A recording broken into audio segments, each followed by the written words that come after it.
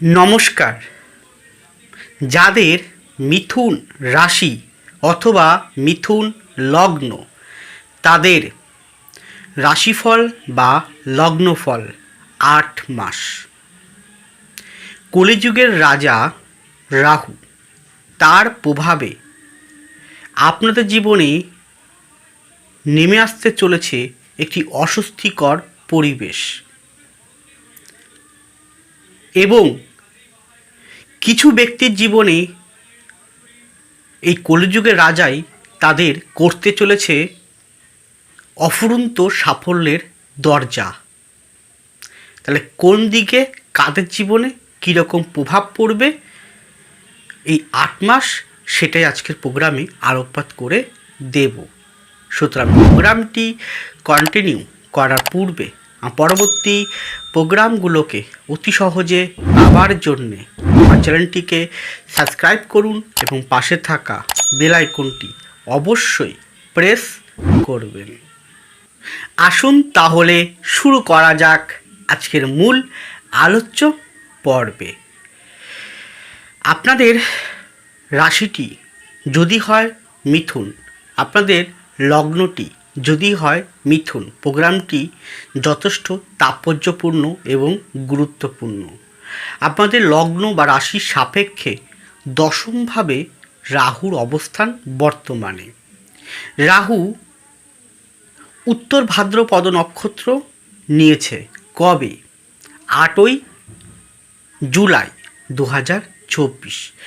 কতদিন রাহু এই নক্ষত্র ভোগ করবে? আগামী ৮ মাস। এই ৮ মাসে কীরকম প্রভাব লাভ করবেন সেটাই এবার বলতে চলেছি। এই প্রোগ্রামটি করছি সম্পূর্ণ ইন জেনারেল, সকলের উদ্দেশ্যে, ব্যক্তিগত কারো উদ্দেশ্যে নয়। ব্যক্তি জন্মকুণ্ডলী অবশ্যই বিচার্য। তাহলে প্রথমেই আসুন আপনাদের মন মানসিকতা। দেখুন, কলিযুগের রাজা হচ্ছে রাহু। কেন বলেছি? কারণ কলিযুগটাই হচ্ছে মায়াবাদের যুগ, কলিযুগটাই হচ্ছে এখানে ষড়রিপুর যুগ। ষড়রিপু কোনগুলো নিশ্চয়ই জানেন: লোভ, মোহ, কামনা, বাসনা, ঈর্ষা, অহমিকা, মোহ,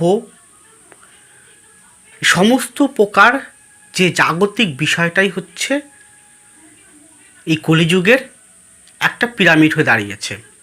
তার রাজা হচ্ছে রাহু, এবং রাহুর উপরে তিনি হচ্ছেন শুক্র। আর এই কলিযুগে রাহু শুক্র মঙ্গলের প্রভাব অত্যন্ত মারাত্মক থাকে। সেটা আপনারা প্রতি মুহূর্তে নিজের জীবন দর্শন দিয়ে বুঝতে পারেন বা উপলব্ধি করতে পারেন। তাই দশম ভাব মানে শুধুমাত্র যে আপনার জীবিকার স্থান তা কিন্তু নয়। দশম ভাব মানে হচ্ছে আপনার কর্ম। আপনার কোন কর্ম? আপনি উঠতে, বসতে, কথা বলতে, শুতে, ঘুরতে ফিরতে, খেতে, ঘুমাতে, কর্ম করতে যাওয়াতে, আড্ডায় ইয়ার্কি মারতে, যে কোনো ক্ষেত্রেই সব হচ্ছে কর্ম। দশম হচ্ছে কেন্দ্রভাব। তাহলে কেন্দ্র কি বোঝায়? কেন্দ্র আমাদের অধ্যাবসা, আমাদের পরিশ্রম, আমাদের লড়াই, আমাদের একাগ্রতা, আমাদের এগিয়ে যাওয়ার ক্ষমতা বোঝায়। তাহলে কোন ঘরে বসে আছে? মীনের ঘরে। কার ঘরে বসে আছে? বৃহস্পতির ঘরে। সে বৃহস্পতি কোথায় আছে? রাহু থেকে তৃতীয়ভাবে আছে, আপনাদের দ্বাদশ স্থানে বা দুস্থানগত স্থানে বসে আছে। রাহুর দৃষ্টি একটা আপনাদের ফোর্থভাবে পড়ছে, একটা আপনাদের দ্বিতীয়ভাবে পড়ছে, একটা আপনাদের ষষ্ঠভাবে পড়ছে। তাহলে এই মত অবস্থায় কার নক্ষত্র নিয়েছে? রাহু শনি নক্ষত্র নিয়েছে। যে শনি কোথায় অবস্থান করছে? বর্তমানে আপনার রাশি বা লগ্নের নবমভাবে, ভাগ্যভাবে। কিন্তু শনি বক্রী হয়ে অবস্থান করছে। বক্রী হয়ে সে কিন্তু শনি আবার অষ্টমটাকেও কানেক্ট করে নেবে। তাহলে এই অবস্থায় বলা যায় যে রাহু আপনাদের ভিতরে অত্যন্ত ভীষণ পরিমাণে জাগতিক মোহটা বাড়িয়ে দেবে। এবার অনেকে জাগতিক মোহের পিছনে মারাত্মক ছুটবে। জাগতিক মোহের পিছনে যখনই মারাত্মক ছুটবে, যখনই সেটা পাবে না, তখন তার মধ্যে হতাশা, ডিপ্রেশন, অস্থিরতা ভাবনা তৈরি হবে। আপনার দিতে হবে দৃষ্টি করার ফলে মুখ থেকে এমন কোনো বাক্য বের করে নেবে যেটা কিন্তু আপনার চলার পথটাকে অনেকটা কঠিনময় করতে পারে। কারণ শনি যে ভাগ্যস্থানে বসে আছে, ভাগ্য মানে আপনার কর্মের ফল, ভাগ্য মানে আপনার কর্মের ফল। তাহলে আপনি যদি যে কর্ম করবেন তার ফল কিন্তু শনিদেব দিয়ে দেবে। কারণ শনি বকরি থাকবে 15ই নভেম্বর 2025 পর্যন্ত। সে অষ্টমটা দেখবে, অষ্টমটাকেও সে কানেক্ট, কারণ শনি অলরেডি আপনার অষ্টমপতি হয়, নবমপতি হয়, বকরি হয়ে সে অষ্টমটাকেও কানেক্ট করবে। তাহলে একাধারে কিন্তু আপনি অবশ্যই চলার পথে এগিয়ে যাওয়ার জন্য পরিশ্রমী হয়ে উঠবেন, অনেক বেশি ছুটে বেড়াতে চাইবেন, পাওয়ার জন্য মোহিত হয়ে থাকবেন, কোনো কিছুকে পাওয়ার জন্য চটপট করবেন, ছটফট করবেন। তাহলে আমি বলবো এখানে যে এখানে আপনি বৃহস্পতি ও শনির রোলটাকে কাজে লাগান। কি করান? স্থির থাকুন, ধীর থাকুন। যতই রাহু চেষ্টা করুক আপনার মধ্যে ইনপুট করার কামনা, বাসনা, মোহ, লালসা, আপনি সেগুলোকে ত্যাগ করুন। স্থির ধ্যান মগ্ন হয়ে একান্তে ভাবুন যে আপনি কী করবেন। কারণ রাহু কিন্তু সর্বদাই আপনার মধ্যে অস্থিরতা সৃষ্টি করার জন্য ও ফাঁক খুঁজবে। যখনই আপনি ওই অস্থিরতা, মোহে, লালসায় পরিপূর্ণ হয়ে উঠবেন, তখনই কী করবে? খপ করে রাহু ওই জায়গাটা আপনার ঢুকে নিয়ে আপনাকে জিনিসটা হয়তো চোখের সামনে, হাতের সামনে এনে দেবে। যখন সেটা পাবেন না তখন সেটা অস্থিরতা সৃষ্টি হবে, কামনা বাসনা, হতাশার সৃষ্টি হবে।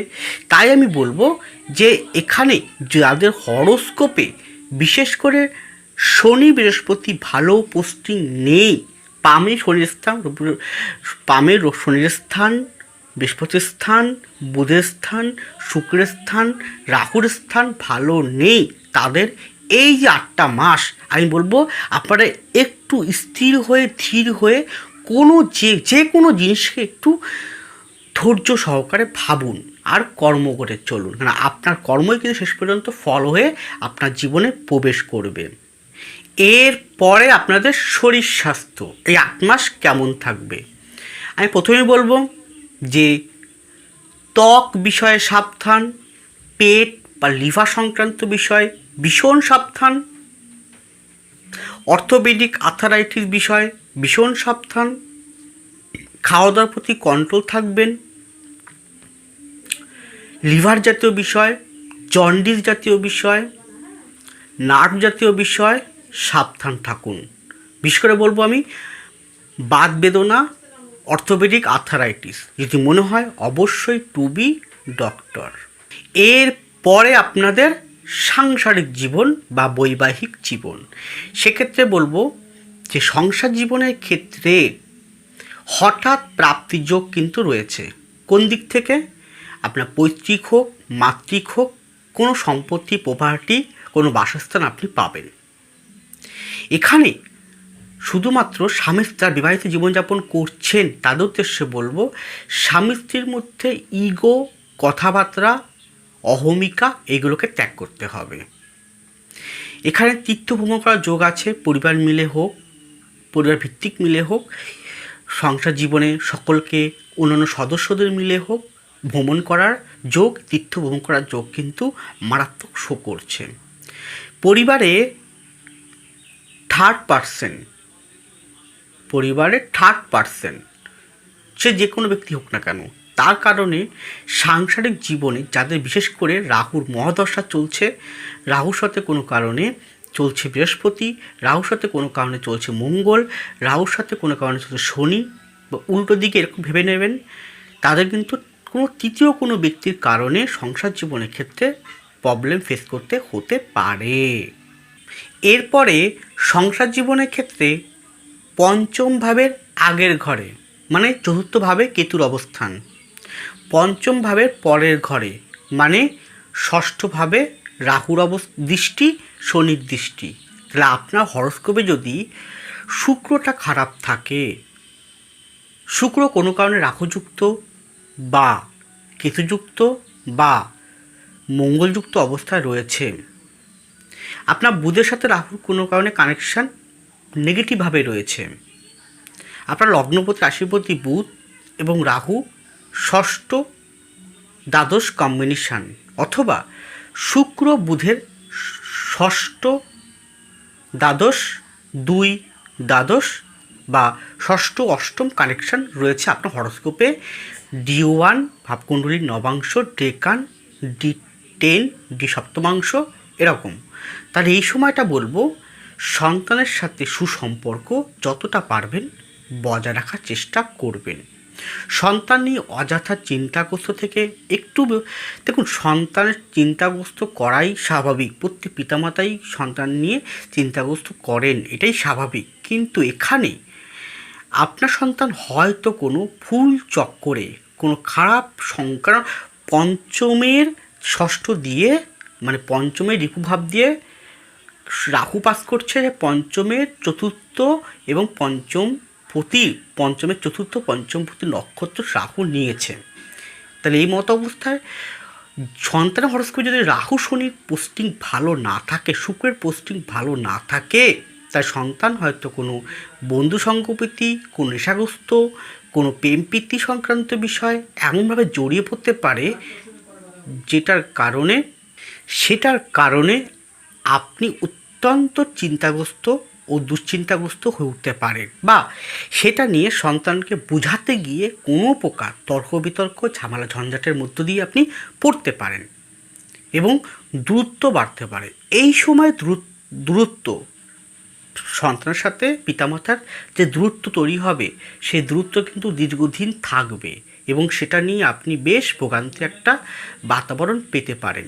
তাই এই বিষয়টার প্রতি সচেতন থাকুন। সন্তানের জন্মকুণ্ডলী পারলে অবশ্যই বিচার করাতে হবে। এরপরে আপনাদের কর্মজীবন ও অর্থনৈতিক জীবন।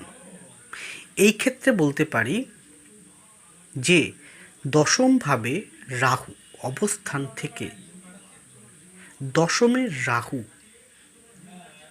যে সমস্ত জাতকের জন্মকুণ্ডলিতে দশমে রাহু আছে, আপনি একটু ফলো করুন, দেখুন আপনাকে কোনো মতেই কর্ম বিষয়ে, সেটা আপনার চাকরি হোক বা ব্যবসা হোক, কোনো ক্ষেত্রেই আপনাকে মনের সন্তুষ্টি বা তৃপ্তি, কর্মের স্থায়িত্ব আপনাকে দেবে না।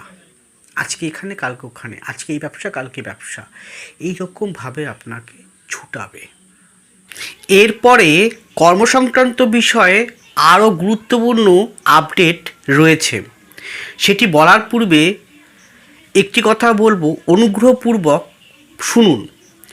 আপনার বা আপনার পরিবারের যে কোনো মেম্বারের বা আপনার সন্তানের, আপনার প্রিয় মানুষটির, আপনার স্বামী বা স্ত্রী, যে কোনো ব্যক্তির যে কোনো সমস্যা, সেটা হতে পারে কর্ম নিয়ে, সেটা হতে পারে ব্যবসা নিয়ে, সেটা হতে পারে অর্থনীতি নিয়ে, সেটা হতে পারে সাংসারিক বিষয় নিয়ে, সেটা হতে পারে পড়াশোনা, সেটা হতে পারে মন মানসিকতা নিয়ে, যে কোনো বিষয়ে নিখুঁত থেকে নিখুঁততর জানতে চান আগামী দিনে কী ধরনের ঘটনা ঘটতে চলেছে, কোন পথে যাওয়া উচিত, কোন কর্ম করা উচিত, কোন কর্ম করা উচিত নয়, সঠিক দিশা পেতে হলে এবং সমস্যা থাকলে তার সমাধানের রাস্তা, সমস্যা থাকলে তার সমাধানের রাস্তাটাও অবশ্যই লুকিয়ে রয়েছে আপনার জন্মকুণ্ডলীর ভিতর।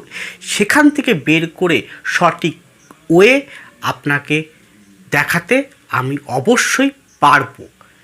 আপনারা চাইলে অনলাইন বা বাই ফোন কনসালটেন্সি নিতে পারেন অথবা আমার চেম্বারে আসতে পারেন।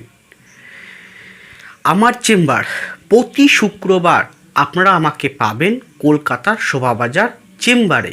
এছাড়াও আমার নিজ বাড়ি চাঁদপাড়াতেও চেম্বার করে থাকি। তার জন্য কী করতে হবে, স্ক্রিনে আছে ফোন নম্বর, ডেসক্রিপশন বক্সে ফোন নম্বর দেওয়া রয়েছে, যোগাযোগ করুন। অবশ্যই অগ্রিম বুকিং করে আসুন। আপনার সমস্যার সঠিক সলিউশনের দায়িত্ব আমি নিজের কাঁধে নিয়ে সঠিক দিশা 100% আপনাকে দেখাতে পারবো। তাই এরপরে কন্টিনিউ করি। কর্মজীবনের ক্ষেত্রে দেখুন, দশমভাবে রাহুর অবস্থান, সে মূলত কার নক্ষত্র নিয়েছে, এটা ভালো করে শুনুন। কার নক্ষত্র নিয়েছে? সেই নিয়েছে শনির নক্ষত্র, যে শনি আপনাদের অষ্টমপতি ও নবমপতি। অষ্টম মূলত যে বিষয়টা বোঝায় সেটি হচ্ছে বৃহৎ আকারে, বড় আকারে ট্রান্সফার বা ট্রান্সফরমেশন বা পরিবর্তন। তাহলে এখানে পরিবর্তন বোঝানো হচ্ছে তাহলে শনির নক্ষত্র রাহু নিয়েছে। তাহলে রাহু কিন্তু এই সময়টায় আগামী 8টা মাস আপনার ভিতরে, আপনার জীবনে, আপনার কর্মজীবনে, সেটা আপনার ব্যবসা হোক বা চাকরি হোক, যে কোনো জায়গাতে ও রাহুর যে কারকতা অনুযায়ী আপনার ভিতরে পরিবর্তন নিয়ে আসার চেষ্টা করবে। তাহলে নিশ্চয়ই জানেন রাহু কী ধরনের পরিবর্তন দেয়। হয় আপনাকে অনেক উঁচুতে নিয়ে যাবে, হয় আপনাকে একদম নিচে নামিয়ে দেবে। এই সময় রাহুর প্রভাবে কী হতে পারে, আপনি দ্বন্দ্বে, হীনমন্যতায় পড়বেন। সেই দ্বন্দ্ব হতে পারে আপনার বসের সাথে, সেই দ্বন্দ্ব হতে পারে আপনার সহকর্মীর সাথে, সেই দ্বন্দ্ব হতে পারে ব্যবসা করলে আপনার কাস্টমারের সাথে বা আশেপাশে দোকানদারদের বা শপদের মালিকদের সাথে, সেই দ্বন্দ্ব হতে পারে আপনার কর্মচারীর সাথে, চাকরি করলে সহকর্মী, কলিগস ও বসের সাথে ভীষণ পরিমাণে দ্বন্দ্বে আপনাকে জড়িয়ে দেবে। এছাড়াও যদি তাও না করে, আপনার অন্তঃস্থলে নিজের মধ্যে নিজে একটা দ্বন্দ্বে আপনি জড়িয়ে পড়বেন। আর যাদের হরস্কোপে অত্যন্ত শক্তিশালী রাহু রয়েছে, শনির অত্যন্ত, দেখুন মানে বর্গোত্তম থেকে বর্গোত্তম, অতি বর্গোত্তম, সব দিক থেকে রাহু অত্যন্ত পজিটিভিটি আপনার পামে এবং জন্মকুণ্ডলিতে রয়েছে। শনি বৃহস্পতি রয়েছে, বুধ শুক্র রয়েছে। তাহলে কী হতে পারে, আপনি নিজেই নিজের মধ্যে এতটা শক্তিশালী হয়ে উঠবেন, এতটা নিজেকে রাজা মনে করবেন, যখন তাহলে কি হলো, রাজা মনে করার ফলে কি হলো, আপনার মতো অটোমেটিক রাহুর যে ইলুয়েশন, রাহুর যে কামনা বাসনা ডিজিয়ার আপনার মধ্যে ইনপুট করতে ও অতি সহজেই ও প্রভাবিত করবে। আর যখন আপনার যখন উপরে তুলে দেবে, যখন সে রাহু যখন ফেলে দেবে, আপনাকে তুলে দিয়ে মইটা কেড়ে নেবে, যখন পড়ে যাবেন, তখন কিন্তু প্রচণ্ড পরিমাণে মানসিক ব্যথা পেতে পারেন। তাই এই সময় বলতে পারি, এই 8টা মাস আপনাকে স্থির হয়ে থাকতে হবে, কোনো পরিবর্তন আপনি করবেন না, যেখানে আছেন সেখানে থাকুন। বোঝেনই তো, মানে আপনারা চাকরি করছেন, সেটা যে সরকারি হোক, বেসরকারি হোক, সেলসম্যান হোক, যে কোনো মার্কেটিং হোক, কারণ এই সময়, কারণ রাহুর কাজ হচ্ছে মার্কেটিং, তারপরে যে কোনো সেলস ডিপার্টমেন্ট, যে কোনো মার্কেটিং।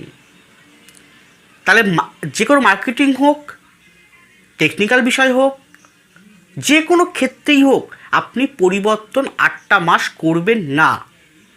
আর যদি ব্যবসা করেন, যে কোনো ব্যবসাই হোক না কেন, আপনি তার কোনো চেঞ্জিং আনবেন না।